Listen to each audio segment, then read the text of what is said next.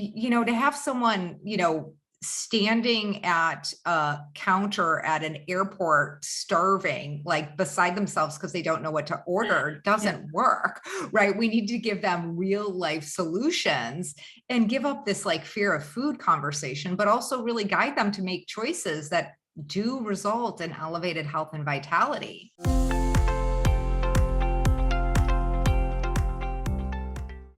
Hey everyone, welcome back to the Reshape Your Health Podcast. I'm your host, Dr. Morgan Nolte, and today we have Dr. Jessica Hehmeyer. She's a chiropractor and a nutrition specialist, and we are going to talk about the all or nothing weight loss mindset. I'm really excited for this conversation. It's a long time overdue. She did give me permission to call her Jessie. Jessie, thank you so much for joining us today. And can you start us with your credentials and your background and why you kind of pivoted from maybe not pivoted, but why you really appreciate functional medicine in your chiropractic and your nutrition practice? Yes, absolutely. Thank you so much for having me here, Morgan. It's a pleasure to be with you and your audience. And a little bit more about my credentials. As you mentioned, I have my doctorate in chiropractic medicine. I am an IFM certified practitioner, which stands for Institute of Functional Medicine. I also have my Master's of Science in Nutrition and Functional Medicine. LDN, which is like the graduate level equivalent of an RD. And, I could give you more letters, but most importantly, I am really, just like you, a wholehearted stand that people have the health and vitality they say they need in order to author the life they intend to live.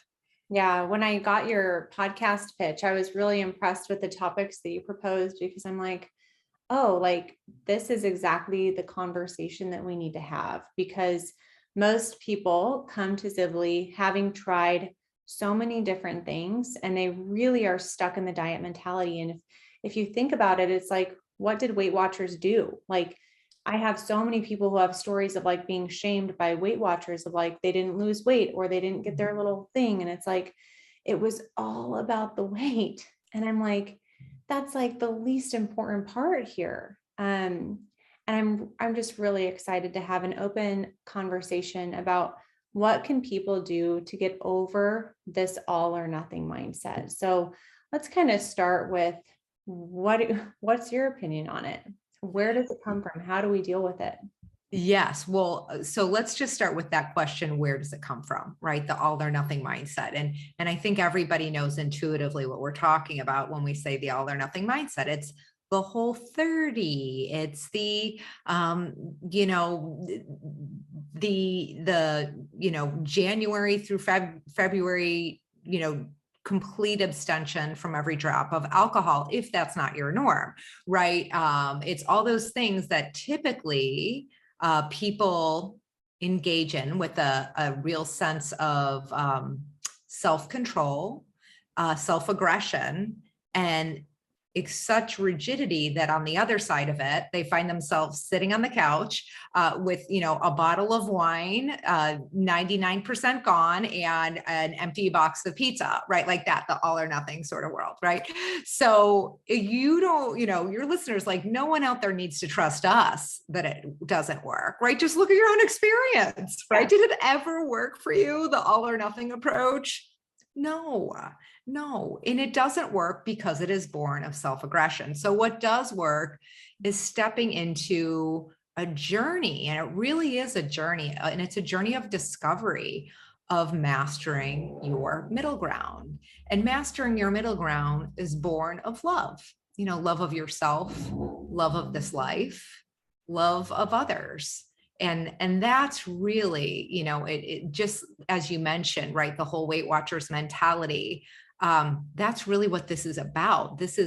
Okay, great. People want to look their best and so they can be their best, but more than anything, they really want to feel their best. Right. And so that journey of self-love and mastering your middle ground, that's what really is the gold. Yeah. I think another good way to describe it too is you're going to find all sorts of programs out there.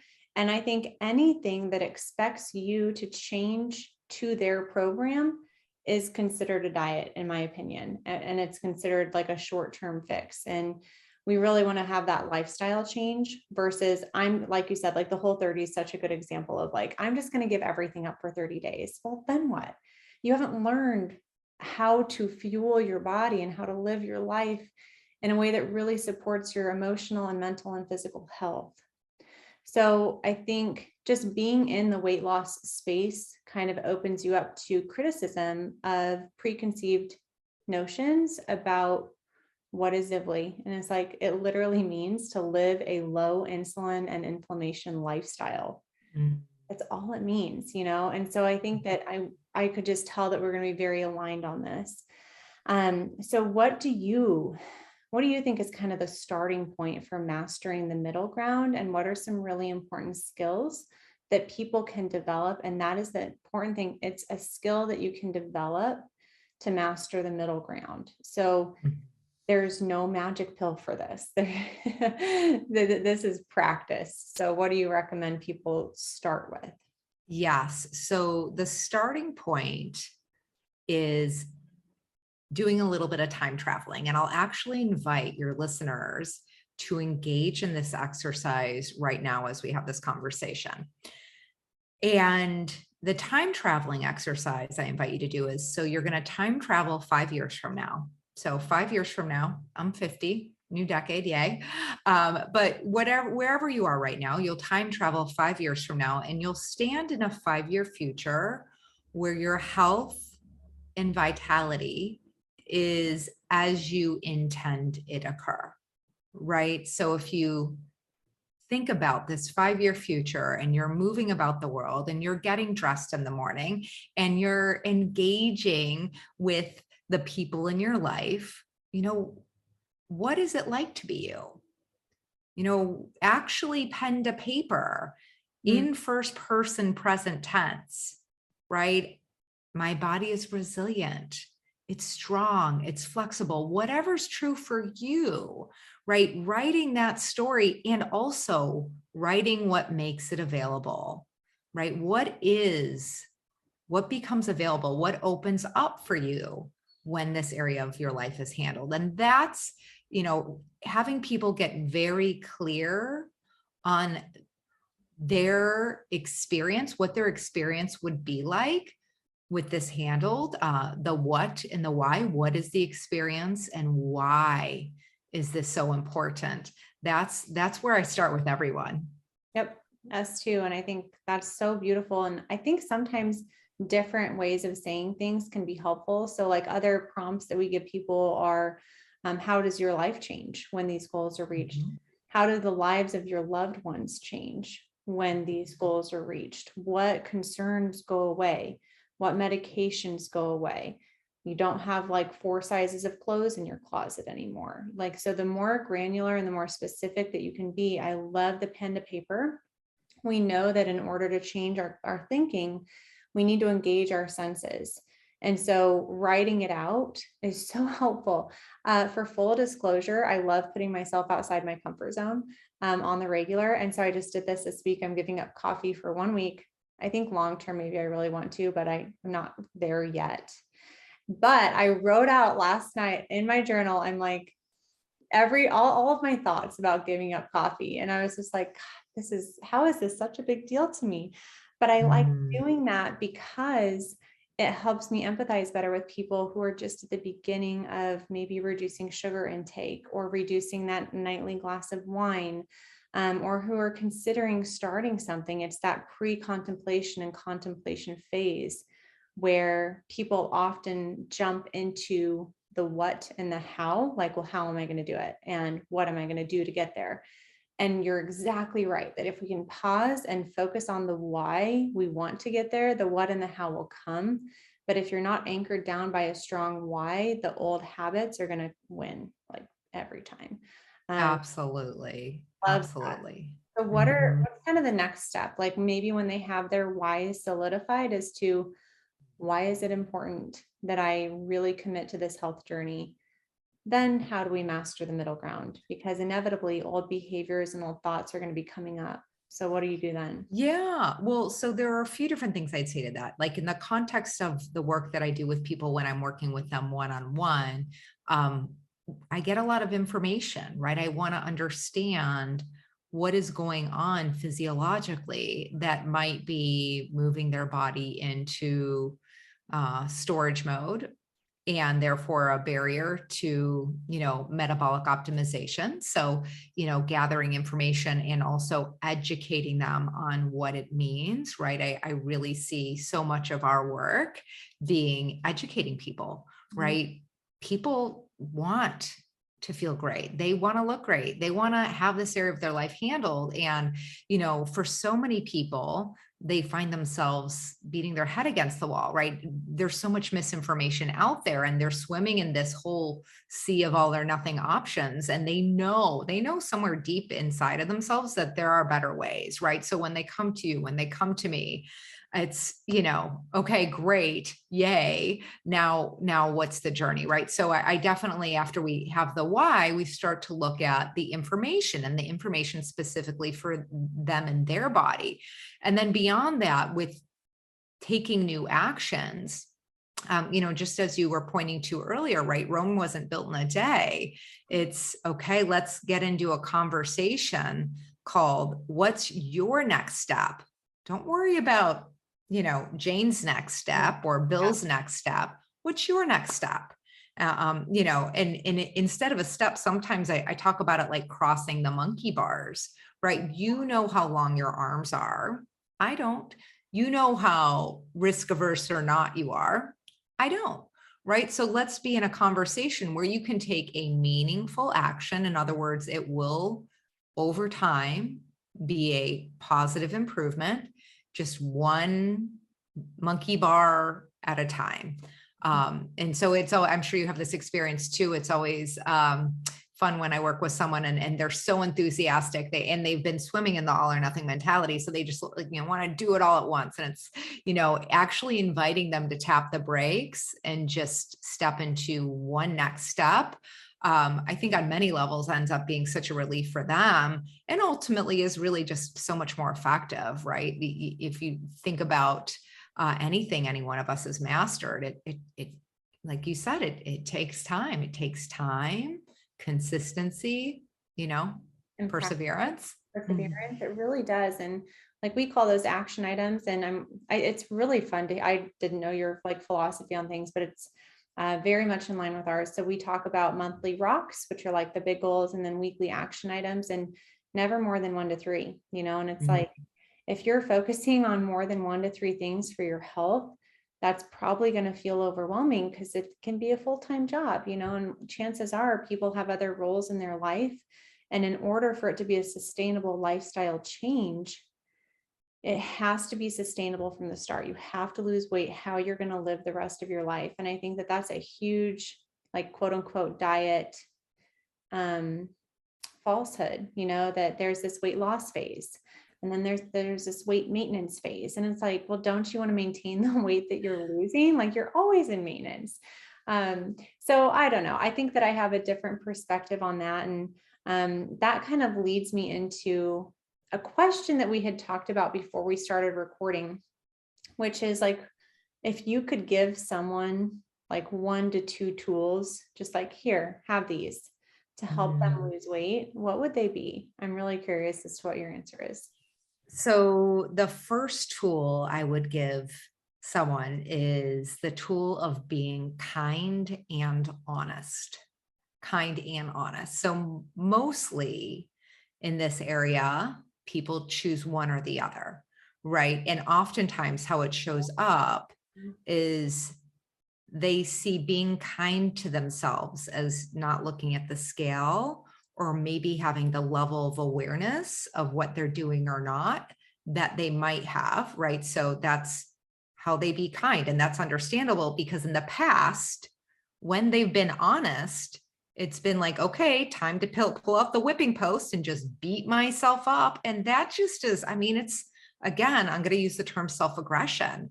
I don't want anyone to have that experience. So, bringing these two together, being kind and honest, that is probably the most powerful tool I'd give anyone. Okay, mine is a little different. It would be intentional margin, which is time in their schedule. Like if I could just give someone like an hour or an hour and a half or 2 hours in their day of margin to learn the skills, to learn different things, to implement different things. But like, to me, that's maybe not like related to the all or nothing mindset, but a very common barrier is a lack of intentional margin. Like they're too busy. They're in too many things that don't light them up. They're volunteering, which isn't it's not a bad thing, but it's like, if you really want to improve your health, you have to come first in your schedule. That's my opinion, and it's like, if it's a priority to you, it needs to be a priority on your schedule. So if I could just like hand someone a gift for weight loss, it would be intentional margin, because I think from there, I'm going to have you give one more too. I think from there, the next thing that I would encourage them to do with that intentional margin is to develop the skill of reflection, because I think that we learn from self-reflection. And I don't know if you're in your schooling, they taught you like reflecting for, during, and on action. You've heard that model, right? So reflecting for action, like, well, what do I want to eat today? How do I want to move today? How do I want to fast or whatever, but it takes time to think. And I think in our modern day world of technology and devices and TVs, and it's like, we have every opportunity to not think. But I think developing this skill of quiet, calm reflection and planning, and then reflecting on action. Well, how did the party go? Did I eat what I intended to eat tonight when I was out to dinner? But if they don't even like make the time, then what are they going to do? So I think that would be my two. And I'm curious if I had to kind of pass the ball back to you, aside from the skill of being kind and honest with yourself, what else would you say is a great tool for weight loss, and more importantly, sustainable weight loss and better health? So I would say, creating an environment that works for you, right? Creating an environment that is in alignment with your intention, right? And I appreciate people live with others, and sometimes they don't share the same intentions, and people would need to get creative about that, right? What's on the counter versus what's not. I worked with a woman who, one of her solutions was she had her husband put his junk food in a closet upstairs. And so he learned over time. He came in, and if he had junk food, it did not go on the kitchen counter, it went upstairs. And similarly, the same woman, I loved these creative things she came up with. She's like, I got these kitchen towels with vegetables on it. And it's like such a great visual reminder, right? And these little things like that. But then also along with that, really, getting that this journey of mastering this area, right? I'm sure it was interesting for you too during quarantining, right? I worked with all these people who were like, rolling along. And then, things opened up and they were out there in the world at a dinner or a gathering, and they were like, oh my gosh, what just happened, right? They had to master a new environment, and never before in their lives was it ever so clear that different environments have different challenges.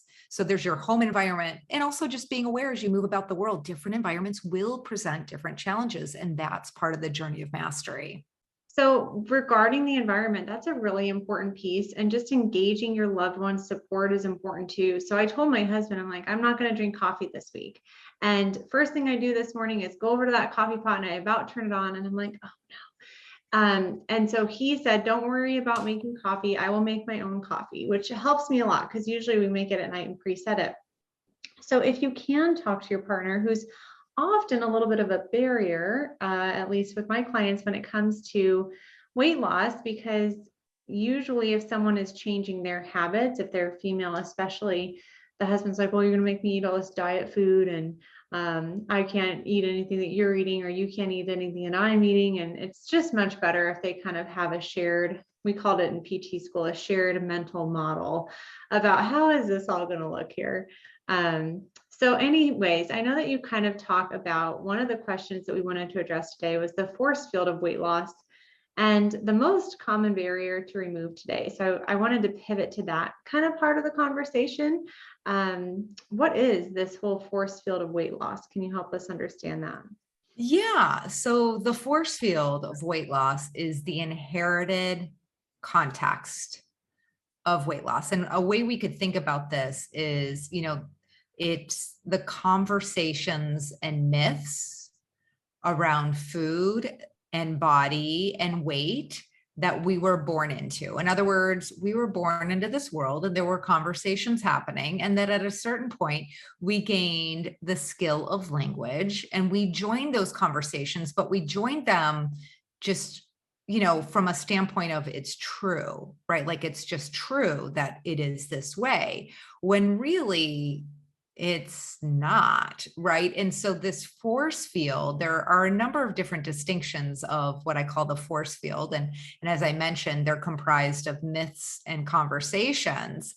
But one of the most powerful conversations in the force field for people to really get is the collapse between morality and what you're doing and not doing, the collapse between morality and how you're fueling your body or not. And how this comes out in language is talking about food as good or bad, or saying, I was good yesterday, I was bad yesterday, I cheated over the weekend, oh, I shouldn't have that, right? Good, bad, cheated, shouldn't. That's all the language of morality. And when there's a collapse between morality and how we're eating and drinking and moving or not, what goes hand in hand with that is the experience of shame. And shame is just not super useful, right? It's just not super useful. Regret, that's a different conversation and one for another day, but shame is not super useful, right? So for people to really get that there is no good or bad in food or beverages or how you're moving or not, they're simply outcomes, right? Foods and beverages produce certain outcomes when consumed with a certain amount of consistency and in a certain quantity. You either like those outcomes or you don't, but it's not good or bad. It's simply, food and beverages produce certain outcomes. Mm-hmm. Let's talk about some alternatives and give people languages. So I have to go to healthy and unhealthy, which I feel like is still a little bit more on like the good and bad than I want. Yes. Like for our kids, we're using like sometimes foods. So like the donut after church, that's a sometimes food. We don't need to have that all the time. We can have that, but it's really hard to find the language that feels natural. I'm trying to think. I heard of another one, nourishing foods. What are some other, things that we can say? So what I use are high quality versus low quality. And simply put, a high quality food helps your body work better. It supports the way you think. It supports your digestion, supports your immune system, right? Your heart health, your levels of peace, right? Versus anxiousness.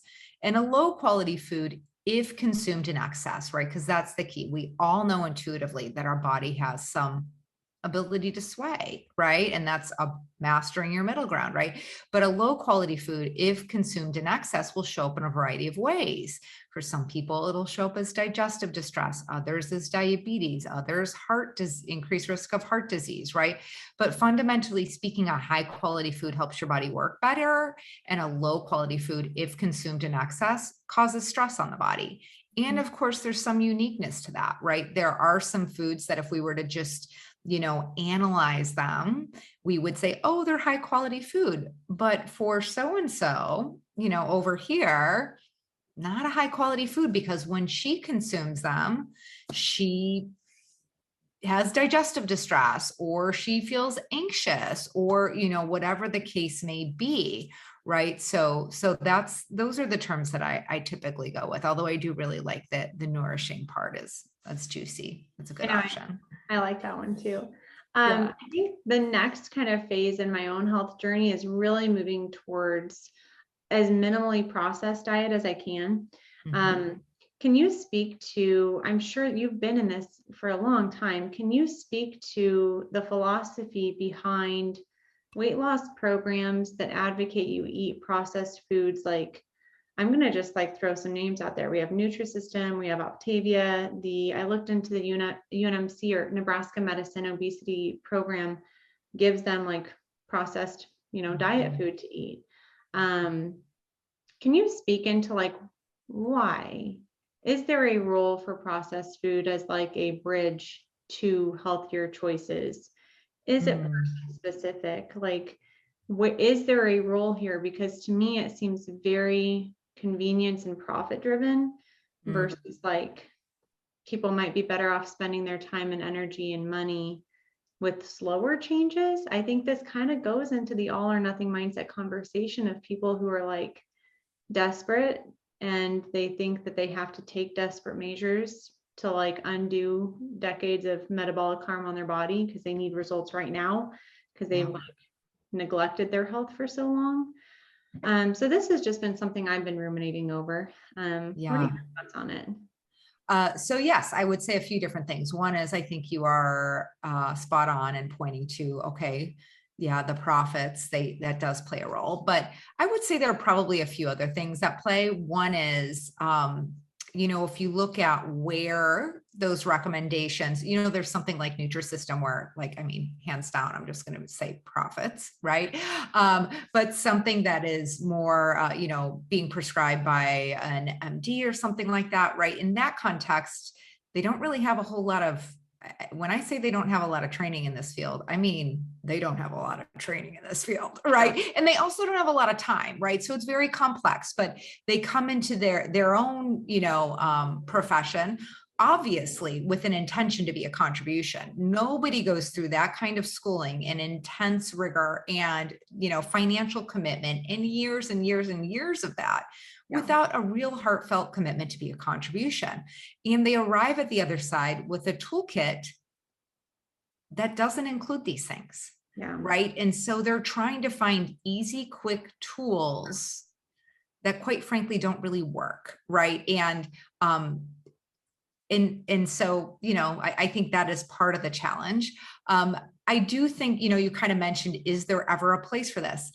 I do think there might be a place for this, right? If it's used as a stepping stone, as you pointed to, right? If someone is totally overwhelmed at the prospect of, cooking some vegetables, perhaps, well, certainly I would say if their next best accessible step is, getting a pre-made meal that has a few veggies in it, versus, the super size me meal at McDonald's. Okay, great. I'm going to vote for that. Absolutely. And my hope would be that it would be in the context of a journey, right? It would be their next best step. And then over time, they'd find a new next best step like that, right?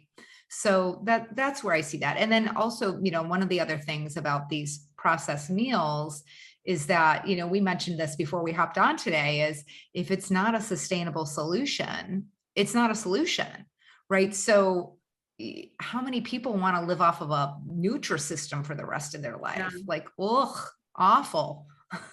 I know. But I do think that, and this is just a personal area of growth. Like you said, it's a journey. I totally get that. I value that. But like when I was transitioning into a higher protein, higher healthy fat, higher fiber, lower carb approach, I leaned heavily on supplemental protein bars, protein shake. I would pick like, the quote unquote, the clean ones that didn't have a lot of unhealthy artificial sweeteners. However, it's still, the fiber that they add back to those protein bars has been disassimilated. It's like, you can't put back together the insoluble fiber and get the gut health benefits. And I think a really interesting thing too, that I've been looking into is just the quality of the meat. So for me personally, we really enjoy salmon.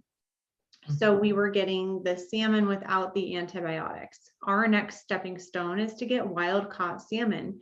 Awesome. 100%. And I'm like, how am I just now getting this? Like, isn't it interesting how many people have told me? I bet Dr. Gabrielle Lyons told me, Cynthia Thurlow's told me, all these books I've read told me, get wild caught salmon. And I was watching this random documentary, don't remember what it's called, didn't agree with everything that it said, but it was talking about like the practices of farmed fishing and all this stuff. I'm like, that's disgusting, and I'm like, dang, that's an area to optimize.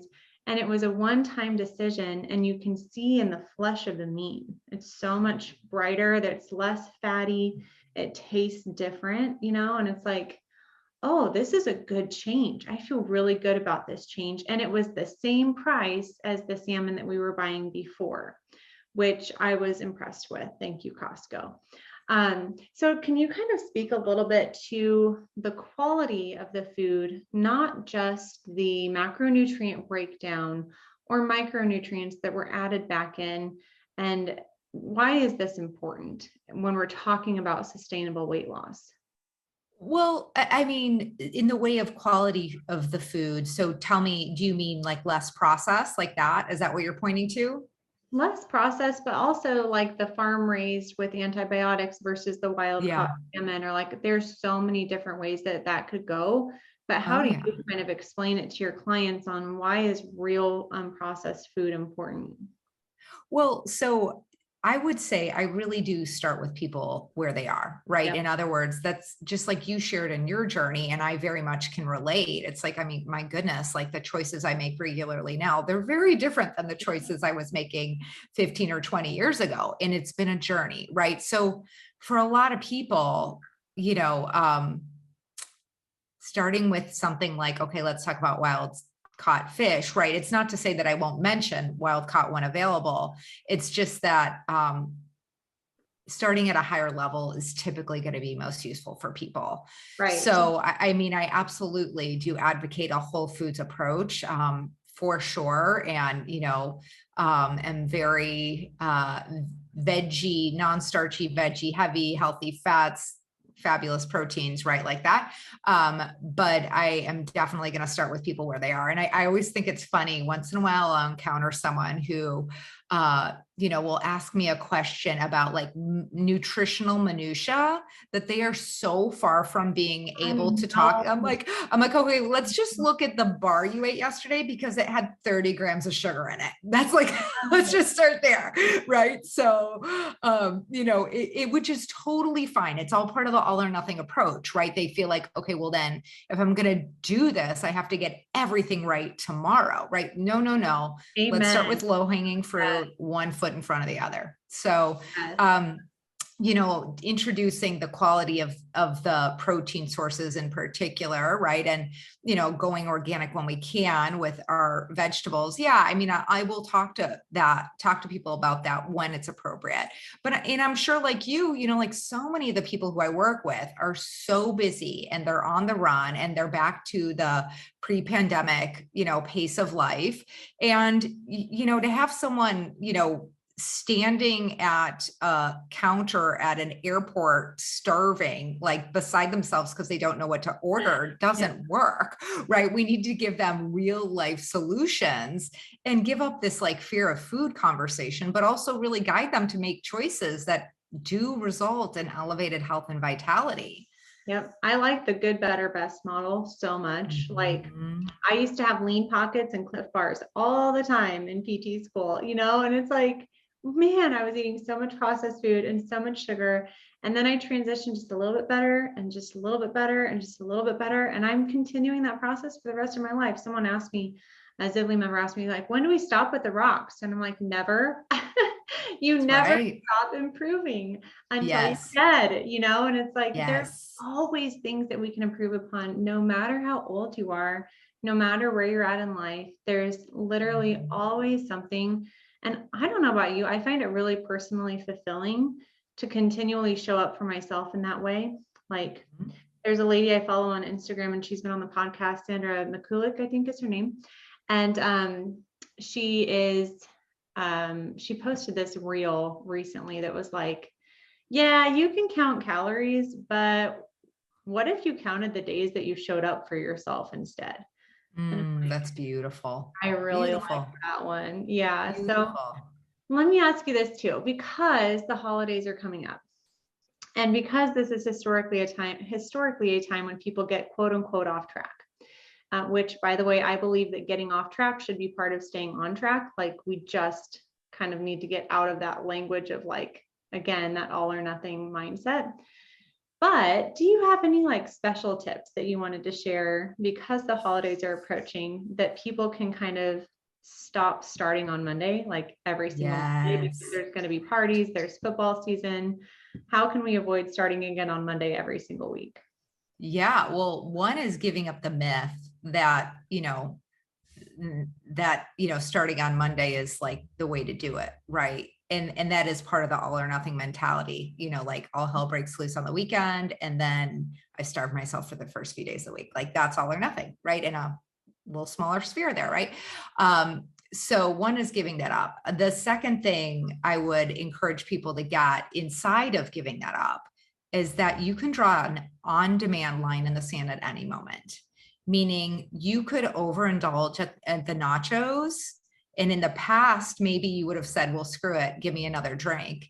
Mm-hmm. And actually in that moment, you could access a pause and grab some water, right? Like that. Or, you could take that and flip it around, right? So that's one thing, that an on-demand line in the sand, you can access at any moment. However, I'm going to back it up a moment and really encourage people to go into the holiday seasons connected to their intentions for their health and their life, right? The exercise I invited, your listeners to engage in, right? Actually sit down and give yourself 5 minutes to write down the 5-year future of you as you intend your health and your life to be. And then don't just put it in a drawer, actually revisit it every single day, right? Create a ritual where you are leaning into your what and why of your health. And just notice if you're really connecting to it and not doing that as, in a kind of like as if you're looking at a grocery list, notice what choices then become available. So, I would actually, so let's reverse the order, get clear on your why, get connected to your why, stay connected to your why. 2, know that you can draw an on-demand line in the sand. And then 3, step into playing a better game, right? With a sense of curiosity, like actually ask yourself, what's the best game I could play right now? Me. What's the best game I could play right now? Is there a better game available?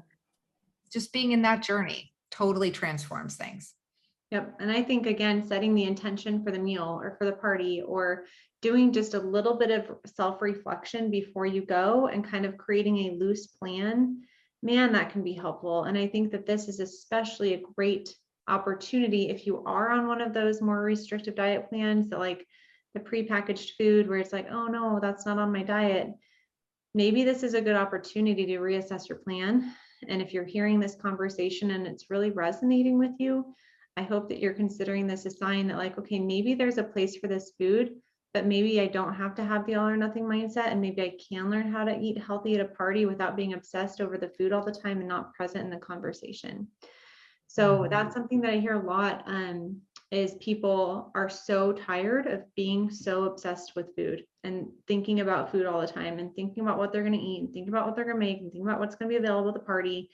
And they're so consumed by it. And they're so consumed by the constant feeling of having to tell themselves no, especially around this time of year. And what I have heard in the past is like, Morgan, I was just tired. I was just tired of denying myself. Mm-hmm. And then they kind of go the other way. And so do you have any tips for moderation or anything like that around the holidays where people can kind of step into maybe some more like sometimes foods, like we tell Dawson, without spiraling mentally thinking, oh my gosh, I've ruined everything. I'm so off track. The scale is going to show 2 pounds higher tomorrow. I'm going to be so puffy. How can we avoid that like shame spiral that is so often seen in this weight loss journey? So the 2 things I'm going to suggest is, I'm going to say it again. I feel like I know I sound like a broken record, but I'm saying it again because it's so foundational. And that is getting clear on your intention for your health and your life and staying connected to it. I actually call it creating your vision of vitality. And it's an exercise I walk people through when I work with them. But foundationally speaking, getting clear and staying connected every day so that you have that to touch into no matter where you are. The other thing that I would offer is, in the context of finding your sweet spot sway, it's going to be, I think about, people talk about it's 30 days to master a habit. Well, guess what? This area of life called empowered and sustained weight loss mastery has like a million things to master. So just know that, right? And I think about one lap being a year, right? Because every year you're encountering, okay, what is it for me to live aligned with my intention for my health and my life on my birthday, on the holidays, on a regular Wednesday, right? And so knowing that you're just stepping into a new journey and that every year as you practice, you will continue to make different choices. The choices I make around a holiday right now, again, are so different, but they come from self-love, right? And knowing that overindulgence, that's the two sides of one coin. Overindulgence, deprivation, same coin, right? There's not self-love present in either of those. And guess what? It's okay. You're going to make a mistake sometimes. You're going to accidentally come at it from deprivation because it's like an old habit. And then also you're going to make a mistake sometimes and you're going to overindulge. And again, it's just a mistake. It's okay, right? What's a better choice tomorrow? Or what's a better choice in the same situation, right? Did you maybe arrive to the party really, really hungry? And so when you're really, really hungry, it's hard to make a sane choice. I definitely, I'm sure you do too, work with people on like, okay, let's get you set up to win in that environment. Right. And part of that is not arriving hungry. Right. Yeah. Fueling, staying well hydrated, maybe moving your body that day. There's so many different proactive strategies that you can employ to not overeat, but I'm 100% with you. And I'm so glad that you're saying this because you know how sometimes someone that you're close to can say something and you might not hear it, but then if someone else says it, you might hear it. I tell people all the time, we call it the personal faith formula. Read your personal faith formula every single morning, every single morning. And absolutely, it's so important because it keeps you connected to your why and it keeps your vision front and center for the day.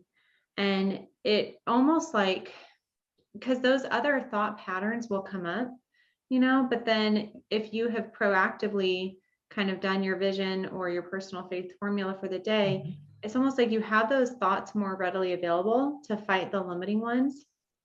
So I really like that, but I think it's also just important too to recognize what a journey this is. Like, can I just share some personal examples, which I've never shared before on the podcast, but I think I would love it. Okay. So one of my best friends, Megan, and I at our high school graduation had 3 kinds of puppy chow people. We had regular, we had peanut butter butterscotch, and we had peanut butter honey.